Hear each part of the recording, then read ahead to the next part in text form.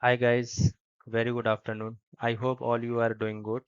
As you know, this is a dedicated channel for the top interview questions related to cyber domain, information security, PCI, internal audit, external audits, VAPT, and ISO 27001 and 20028 itself.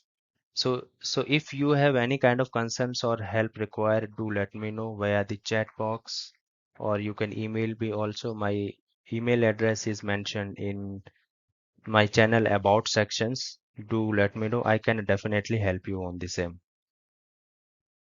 So this is the part number 4 GRC questions. So here are the few questions where interviewer wants to know whether you have the genuine knowledge on the GRC domain or not. Like your reporting manager. Your reporting manager has asked to own a major security activity in the organization. So what steps you include for the same? For example, in an organization, there is a major security activity is conducted and your manager has asked you to lead this activity, then how will you manage? That means what are the steps you should follow to make the activity successful? So for successful activity, you have to adhere the RACI matrix. RACI means R denoted for the responsible, A for accountable, C for consulted, and I for informed. So the first step is first plan the draft of the activities, which includes the end-to-end task. End-to-end means what is the downtime, how many resources required, what is the timelines, approval taken or not. Each and every corner of the activity you have to mention in the draft and discuss internally with the management, right? Because management approval is must. Step number 3, take approval for the activity from the stakeholders itself. That means who will be the customer? You have to take the approval from the stakeholders via CAB. What is CAB? CAB is the Change Advisory Board. That means there is a change management team from the stakeholder team. So you have to take approval with the change management process. Next step is before it starts, one should be responsible and accountable. Means single point of contact for the activity. That means from a stakeholder side or externally, to whom should be connected to the activity owners. So from the organization side, who will be responsible to manage the activity, single point of contact, the particular single point of contact should be there during the activity time.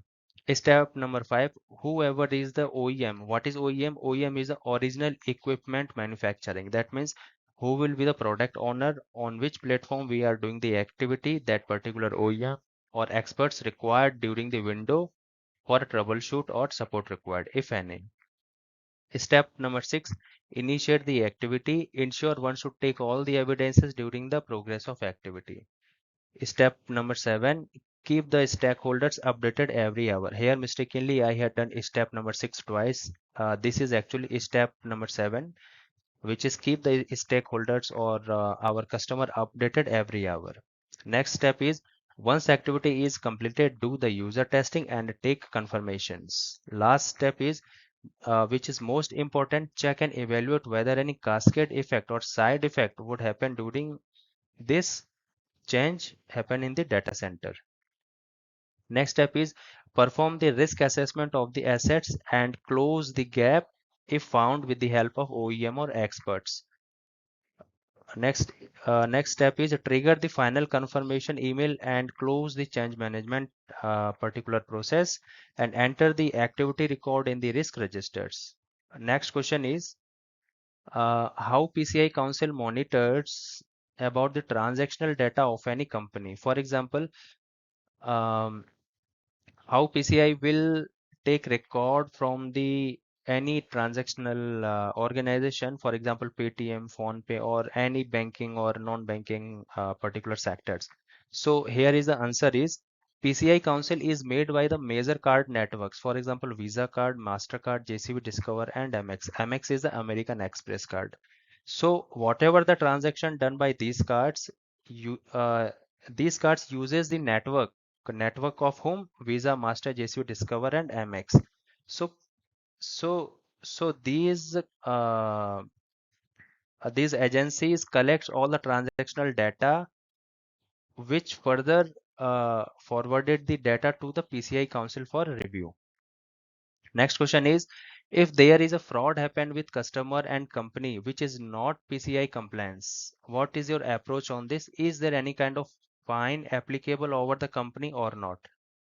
The answer of this question is, you well know that how important your transaction is. So from the precautions point of view, initially we have to check whether the platform through which we are doing the transaction is authentic or not, whether this platform is secure or not.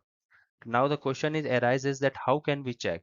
The process of checking that does this application is RBI approved or PCI approved or not, right?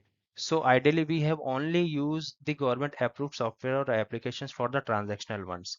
In what situation if the application is not compliant and you had done the transaction wrongly, then you have to bear the cost, because this applications doesn't approved by the government side or the particular PCI sites, so you have to bear the cost. So guys, this is only a few questions, part number 4. If you wish to know more about ISOs, VAPT and more about the GRC questions, do subscribe my channel. If you need any kind of help or support at any moment of time during your interview journey, let me know. Thank you so much.